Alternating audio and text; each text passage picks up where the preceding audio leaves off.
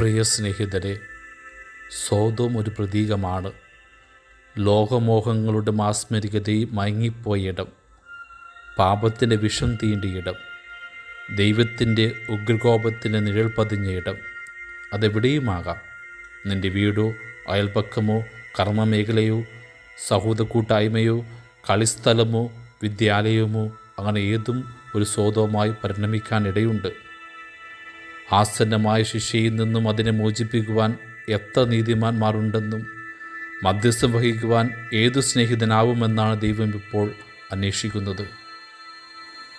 4,00,000-ഓളമുള്ള Sodom നിവാസികളെ രക്ഷിക്കുവാൻ ദൈവം ആഗ്രഹിച്ചത് വെറും 10 നീതിമാന്മാരെയാണ്. ഒരു ചെറിയ സമൂഹത്തിന് വലിയ പരിവർത്തനം ലോകത്തിലുണ്ടാക്കാൻ കഴിയുമെന്നേ. A few people united for any cause can change the world. ഒന്നുകൂടി ധ്യാനിക്കുന്നത് നല്ലതാണ്. ദൈവം നീതിമാന്മാരെ അന്വേഷിച്ചത് സോദോമിനുള്ളിലാണ്, പുറത്തല്ല. നമ്മുടെ സമൂഹത്തിൻ്റെ വീണ്ടെടുപ്പിന് നമുക്കിടയിൽ തന്നെ നീതിമാന്മാർ ജനിക്കണം എന്ന് സാരം. പിന്നെ ദൈവം ആരാഞ്ഞത് അവർക്ക് വേണ്ടി മധ്യസ്ഥം വഹിക്കുവാൻ ഒരു സ്നേഹിതനെയാണ്. ദൈവത്തിൻ്റെ പ്രിയ സ്നേഹിതനായ പൂർവ്വപിതാവ് അബ്രഹാം സോദോമിനു വേണ്ടി പ്രാർത്ഥിച്ചപ്പോൾ അത് ബൈബിളിലെ ആദ്യത്തെ മധ്യസ്ഥ പ്രാർത്ഥനയായിരുന്നുവെന്ന് ഓർക്കണം.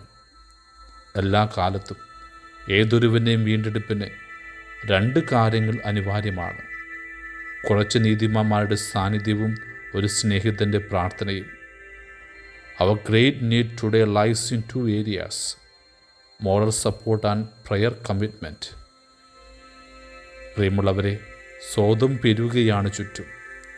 ആസന്നമായ ശിക്ഷാവധിയുടെ അഗ്നിമഴ പെയ്യും മുമ്പേ അതിനെ രക്ഷിക്കുവാൻ ആർജവത്വത്തോടെ മുന്നോട്ട് വരുവാൻ ആർക്ക് കഴിയണം നമുക്ക്. നീതിയുടെ കവചം ധരിച്ച് പ്രാർത്ഥനയുടെ ആയുധമെടുത്ത് നമുക്ക് മുന്നേറാം. ആമേൻ.